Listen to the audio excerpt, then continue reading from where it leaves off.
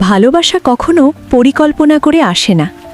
কখনো একটি মুহূর্ত, একটি যাত্রা কিংবা একটি অচেনা মানুষের সঙ্গে হঠাৎ দেখা সম্পূর্ণ বদলে দিতে পারে পুরো জীবন। আজকের গল্পটি ঠিক তেমনই একটি গল্প। একটি ট্রেন যাত্রা, দুজন অচেনা মানুষ, আর এমন একটি অনুভূতি যা শুরু হয়েছিল নিঃশব্দে, কিন্তু চিরদিনের জন্য বদলে দিয়েছিল তাদের জীবন। আপনারা শুনছেন বাংলা অডিও বুক। আজকের গল্পের নাম শেষ ট্রেনের দেখা। চলুন শুরু করা যাক। কিছু মানুষের সঙ্গে আমাদের পরিচয় হয় একেবারে অপ্রত্যাশিতভাবে। না থাকে কোনো পরিকল্পনা, না থাকে কোনো প্রস্তুতি। তবুও সেই মানুষটি একসময় আমাদের জীবনের সবচেয়ে সুন্দর অধ্যায় হয়ে ওঠে। আজকের গল্পটি ঠিক তেমনই একটি গল্প। এটি ভালোবাসার গল্প, অপেক্ষার গল্প, আর এমন দুটি মানুষের গল্প যারা একে অপরকে খুঁজে পেয়েছিল এক শেষ ট্রেনের যাত্রায়। ঢাকার কমলাপুর রেলওয়ে স্টেশন, সন্ধে 7:30। আকাশটা বিকেল থেকেই মেঘে ঢাকা, মাঝে মাঝে বিদ্যুতের ঝলকানি দেখা যাচ্ছে। স্টেশনের প্ল্যাটফর্মে অসংখ্য মানুষের ভিড়। কেউ বাড়ি ফিরছে, কেউ আবার নতুন কোনো শহরের উদ্দেশ্যে যাত্রা শুরু করছে। সবার মুখেই ব্যস্ততার ছাপ, কিন্তু সেই ভিড়ের মধ্যেও এক কোণে দাঁড়িয়েছিল একজন যুবক। তার নাম আরিয়ান, বয়স মাত্র 28। একটি বেসরকারি প্রতিষ্ঠানে সফটওয়্যার ইঞ্জিনিয়ার হিসেবে কাজ করে। দেখতে শান্ত, কম কথা বলে, আর নিজের ছোট্ট পৃথিবী নিয়েই থাকতে ভালোবাসে। আজ সে যাচ্ছিল রাজশাহীতে, অনেক দিন পর মায়ের কাছে। মায়ের শরীরটা কয়েকদিন ধরেই ভালো নেই। ফোনে যতই বলুক আমি ভালো আছি, মায়ের কণ্ঠ শুনেই আরিয়ান বুঝে গিয়েছিল বিষয়টা ততটা সহজ নয়। তাই অফিস থেকে ছুটি নিয়ে আজই রওনা হয়েছে। তার হাতে ছিল ছোট্ট একটি ব্যাগ, মায়ের জন্য কিছু ফল আর একটি নীল শাড়ি, কারণ পরের সপ্তাহেই ছিল তার মায়ের জন্মদিন। লাউডস্পিকারে ঘোষণা ভেসে উঠল, রাজশাহী এক্সপ্রেস কয়েক মিনিটের মধ্যেই প্ল্যাটফর্ম নম্বর 3-এ প্রবেশ করবে। আরিয়ান ধীরে ধীরে প্ল্যাটফর্মের দিকে এগিয়ে গেল। ঠিক তখনই তার চোখ পড়ল একজন মেয়ের দিকে। মেয়েটি বারবার চারপাশে তাকাচ্ছিল, মনে হচ্ছিল কাউকে খুঁজছে। তার হাতে একটি বই, কাঁধে ছোট্ট একটি ব্যাগ, হালকা নীল রঙের সালোয়ার কামিজ, চোখে গোল ফ্রেমের চশমা। বৃষ্টির হাওয়ায় কপালের চুলগুলো বারবার মুখের উপর এসে পড়ছিল, কিন্তু মেয়েটি যেন সেদিকে কোনো খেয়ালই করে না। আরিয়ান একবার তাকিয়ে আবার চোখ ফিরিয়ে নিল। সে কখনোই অচেনা মানুষের দিকে বেশি সময় তাকিয়ে থাকতে পছন্দ করে না। ট্রেন এসে থামল, যাত্রীরা দ্রুত উঠে পড়তে শুরু করল। আরিয়ান তার সিট খুঁজে বসে পড়ল, জানালার পাশের সিট। সে ব্যাগটা উপরে রেখে মোবাইল বের করল। ঠিক তখনই শুনতে পেল, এক্সকিউজ মি, এটা কি 23 নম্বর সিট? মাথা তুলে তাকাতেই সে অবাক হয়ে গেল। স্টেশনে দেখা সেই মেয়েটি, হাতে টিকিট, মুখে হালকা ক্লান্তি। আরিয়ান মৃদু হেসে বলল, জি, আর আমারটা 24 নম্বর। মনে হচ্ছে আমরা পাশাপাশি যাচ্ছি। মেয়েটিও হালকা হাসল, তাহলে আশা করি পুরো রাস্তা আপনাকে বিরক্ত করব না। আরিয়ান বলল, আমি খুব একটা কথা বলি না, তাই বিরক্ত হবার সুযোগ কম। মেয়েটি হেসে ফেলল, তাহলে হয়তো আমাকে একাই কথা বলতে হবে। সেই হাসিটা অদ্ভুত সুন্দর ছিল, এমন নয় যে সিনেমার নায়িকার মতো, বরং একেবারে সাধারণ। কিন্তু সেই সাধারণ হাসির মধ্যেই ছিল এক ধরনের শান্তি। ট্রেন ধীরে ধীরে স্টেশন ছেড়ে বেরিয়ে গেল। বাইরে তখন হালকা বৃষ্টি, জানালার কাছে ছোট ছোট পানির ফোঁটা জমছে। কিছুক্ষণ দুজনেই চুপচাপ, মাঝে শুধু ট্রেনের শব্দ। হঠাৎ মেয়েটি বইটি বন্ধ করে বলল, আপনি কি সবসময় এত চুপচাপ থাকেন? আরিয়ান একটু হেসে বলল, অফিসে সবাই তাই বলে। বন্ধু নেই? আছে, কিন্তু খুব বেশি নয়। আর পরিবার? মা আছেন, বাবা 5 বছর আগে মারা গেছেন। মেয়েটি কিছুক্ষণ চুপ করে রইল, তারপর ধীরে বলল, আমি দুঃখিত। আরিয়ান মাথা নাড়ল। জীবনে কিছু ঘটনা মেনে নিতেই হয়। কিছুক্ষণ পরে ট্রেনের ভেতর চাওয়ালা এলো। চা, গরম চা। মেয়েটি ব্যাগ থেকে টাকা বের করতে গিয়েও থেমে গেল। মনে হলো তার পার্সটি খুঁজে পাচ্ছে না। সে একটু অস্থির হয়ে ব্যাগের ভেতর খুঁজতে লাগল। আরিয়ান বিষয়টি বুঝতে পেরে 2 কাপ চা কিনে ফেলল। মেয়েটি বলল, না না, আপনি কেন টাকা দিলেন? কোনো সমস্যা নেই, পরে দিয়ে দেবেন। কিন্তু 1 কাপ চায়ের জন্য এত হিসাব করলে ভ্রমণটা মজার হবে না। মেয়েটি চুপচাপ চায়ের কাপটি হাতে নিল, হালকা হাসল। ধন্যবাদ, আমি মেহেরিন। আরিয়ানও বলল, আমি আরিয়ান। এই প্রথম তারা একে অপরের নাম জানল। ট্রেন তখন শহর ছেড়ে অনেক দূরে চলে এসেছে। জানালার বাইরে শুধু অন্ধকার, মাঝে মাঝে ছোট ছোট স্টেশন, দূরের গ্রানের আলো আর বৃষ্টি ভেজা রাত। মেহেরিন জানালার বাইরে তাকিয়ে আসতে বলল, জানেন, আমার সবসময় মনে হয় ট্রেনের ভ্রমণে একটা অন্যরকম জাদু আছে। আরিয়ান জিজ্ঞেস করল, কেন?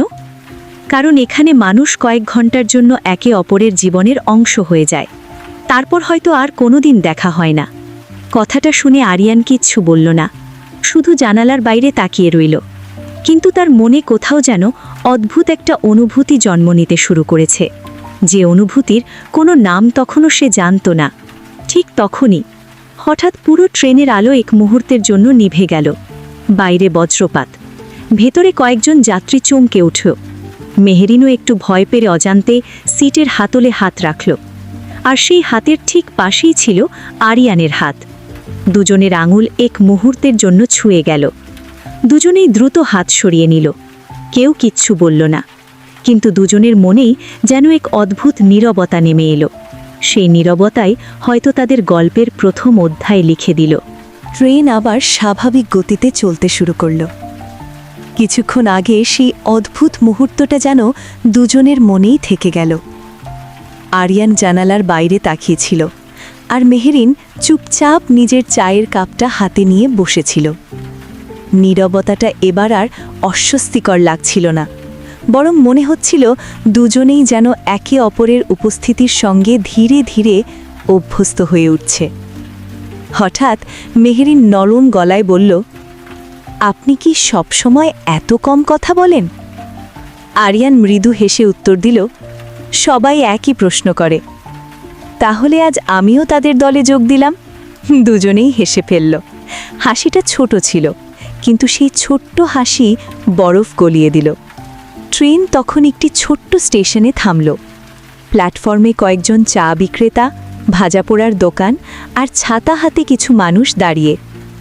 মেহেরিন জানালার বাইরে তাকিয়ে বলল, জানেন, ছোটবেলায় আমি ট্রেনে ভ্রমণ খুব পছন্দ করতাম।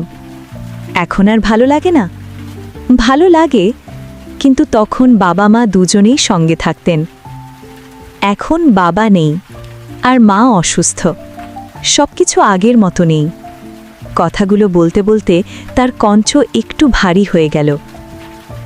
আরিয়ান কয়েক সেকেন্ড চুপ থেকে বলল, আমারও বাবা নেই। হয়তো সেই কারণেই আপনার কথাগুলো বুঝতে পারছি। মেহেরিন তার দিকে তাকালো। প্রথমবারের মতো মনে হলো এই মানুষটা শুধু ভদ্র নয়, সে অনুভূতিও বোঝে। ট্রেন আবার চলতে শুরু করল। বাইরে তখন বৃষ্টি আরও বেড়েছে। জানালার কাঁচ বেয়ে বৃষ্টির ফোঁটাগুলো নিচে নেমে যাচ্ছে। মেহেরিন ব্যাগ থেকে একটি ছোট্ট ডায়েরি বের করল। আরিয়ান কৌতূহলী হয়ে জিজ্ঞেস করল, ডায়েরি লেখেন? মেহেরিন মৃদু হেসে বলল, প্রতিদিন না, তবে যখন কোনো সুন্দর মুহূর্ত পাই তখন লিখে রাখি। আজও লিখবেন? হয়তো। আজকে ট্রেন যাত্রাটা খারাপ তো লাগছে না? আরিয়ান হেসে মাথা নাড়ল। কিছুক্ষণ পর ট্রেনের ভেতরের আলো একটু ম্লান করে দেওয়া হলো। অনেক যাত্রী ঘুমিয়ে পড়েছেন। কোচের ভেতরটা শান্ত। দূরে শুধু ট্রেনের চাকায় রেলের লাইন ছোঁয়ার পরিচিত শব্দ, টক টক টক। মেহেরিন জানালার বাইরে তাকিয়ে ধীরে বলল, আপনি কি বিশ্বাস করেন সব মানুষের সঙ্গে দেখা হওয়ার একটা টারণ থাকে? আরিয়ান একটু ভেবে বলল, আগে বিশ্বাস করতাম না, আজ মনে হচ্ছে হয়তো সত্যিই থাকে। মেহেরিন কিচ্ছু বলল না, শুধু জানালার কাছে আঙুল দিয়ে ছোট্ট একটা হৃদয়ের চিহ্ন আঁকল। বৃষ্টির পানিতে সেটাও ধীরে ধীরে মিলিয়ে গেল। রাত বাড়তে থাকল। ট্রেনও গন্তব্যের দিকে এগিয়ে চলল। একসময় মেহেরিন হাই তুলল। ঘুম পাচ্ছে? আরিয়ান জিজ্ঞেস করল।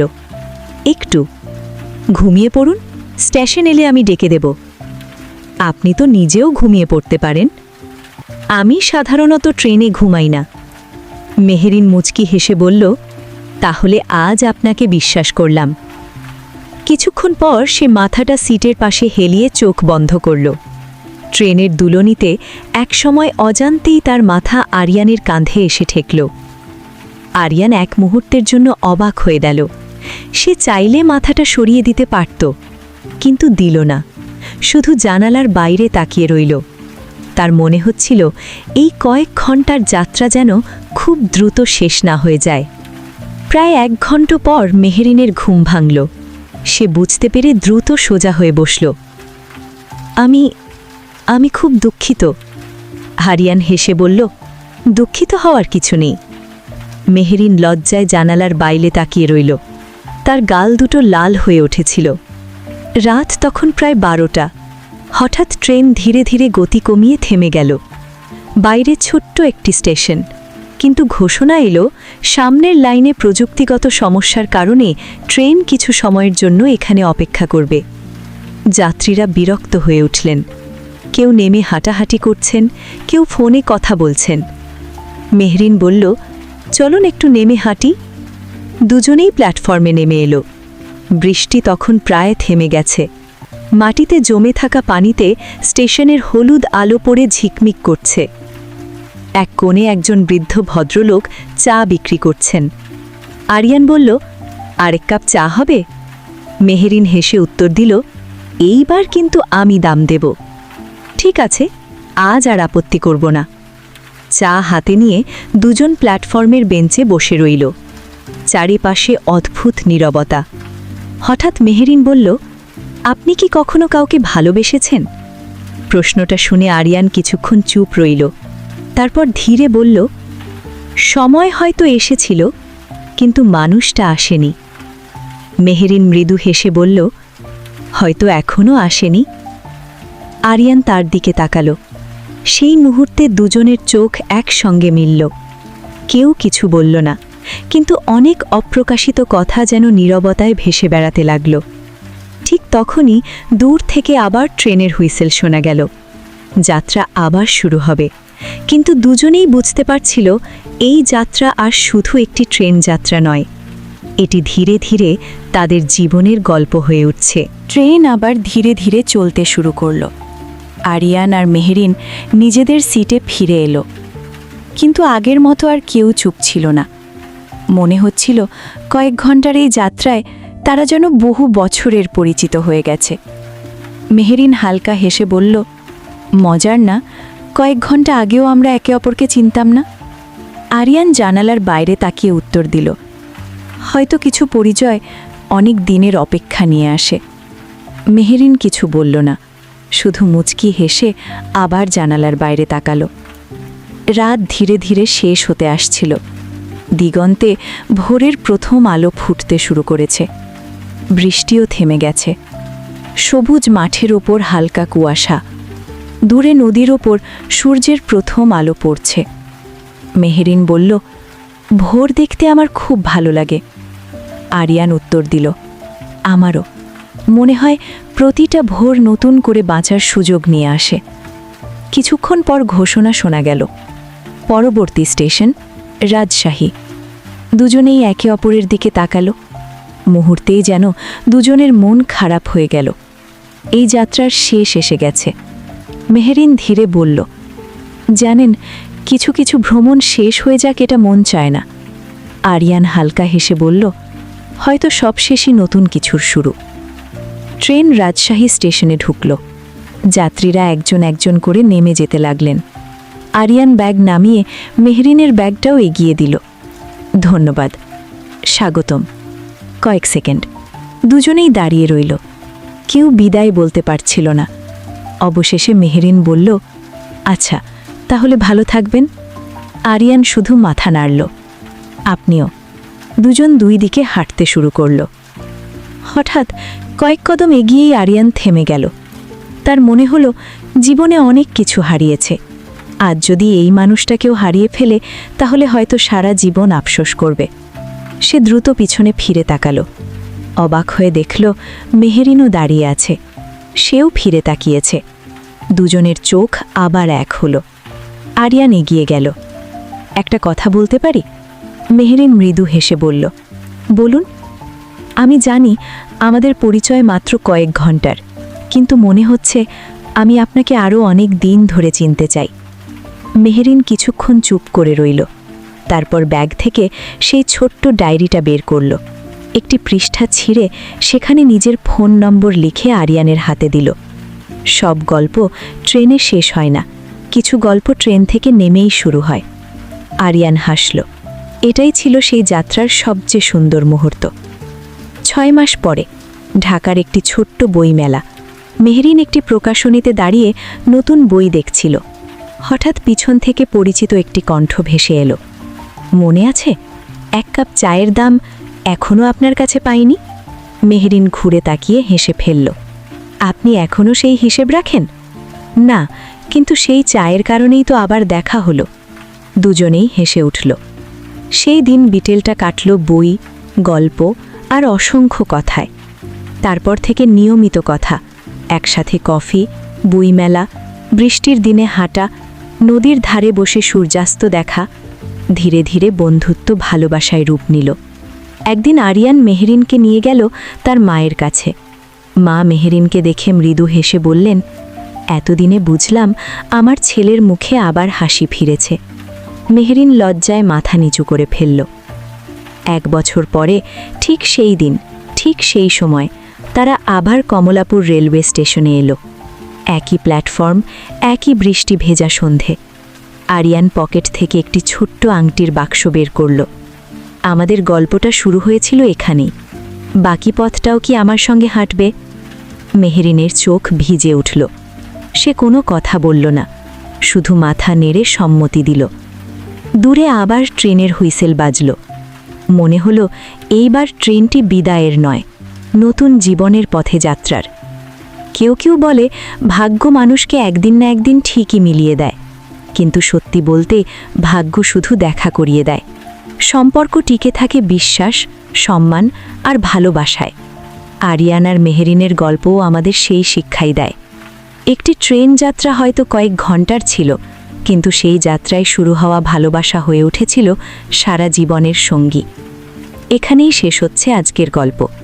যদি শেষ ট্রেনের দেখা আপনার হৃদয় ছুঁয়ে যায়, তাহলে ভিডিওটি অবশ্যই লাইক করুন এবং আপনার প্রিয় মানুষটির সঙ্গে শেয়ার করুন। আপনার মতামত আমাদের জন্য অনেক মূল্যবান।